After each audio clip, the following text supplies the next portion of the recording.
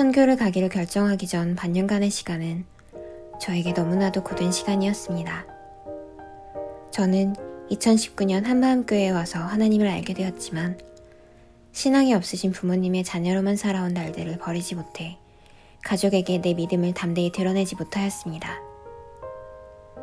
나에게 주신 가족이 하나님을 알지 못하는 것이 저에게 큰 아픔을 주었습니다.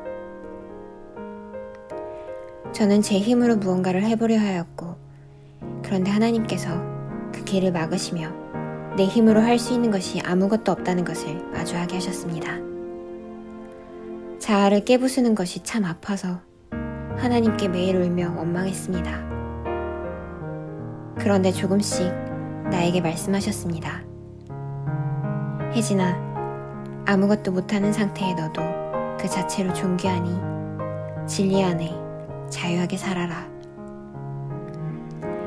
그리고 에콰도르 선교를 가라는 사명을 주셨습니다. 사실 선교를 가야 한다는 확신은 있었지만 막상 결정한 이후에도 제가 체력이 약하다고 생각하여 걱정이 몰려오는 순간들이 있었습니다.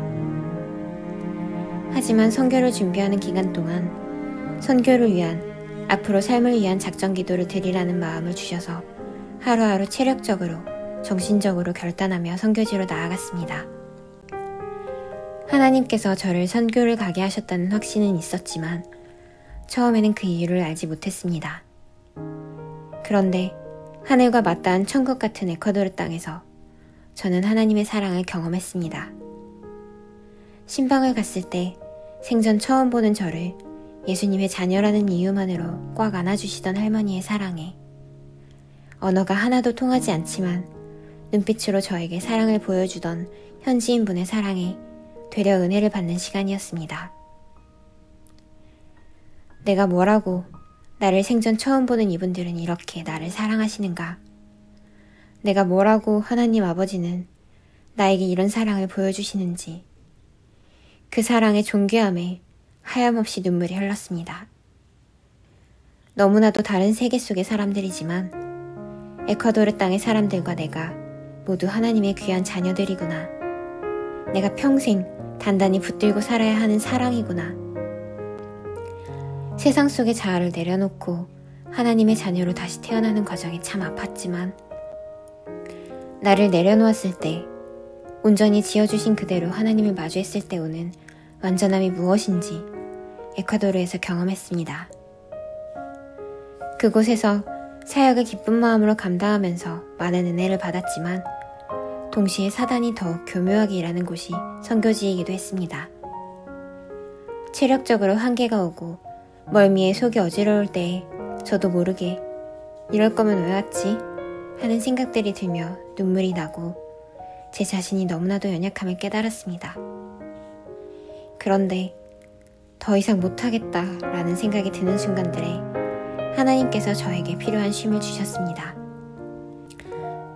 상황적으로 오후 사역이 자연스레 취소되며 쉬게 하셨고 하염없이 흐르던 눈물 가운데 기도하게 하시고 나에게 말씀을 주셨습니다. 오직 전과 같이 이제도 온전히 담대하여 살든지 죽든지 내 몸에서 그리스도가 존귀히 되게 하려 하나니. 빌립보서 2장 20절 말씀.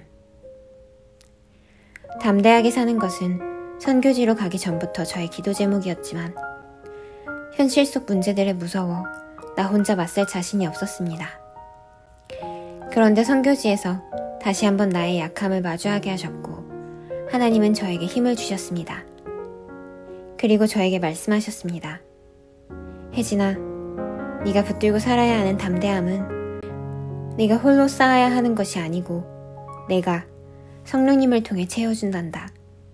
네가 마주한 문제가 아무리 두려워도 하나님을 붙잡고 살았을 때 내가 채워주는 담대함에 비해선 아무것도 아니란다.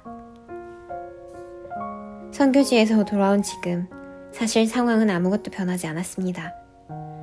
아직 저는 중요한 결정들을 해야 하고 내 가족에게 믿음을 드러낼 용기가 부족합니다.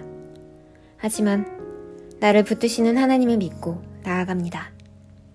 그 먼 에콰도르 땅에서 나를 채워주시고 하나님의 사명을 감당하게 하셨다면 이곳에서도 능히 나를 일으키시고 해내야 할 것을 능히 해내게 하실 줄 믿습니다.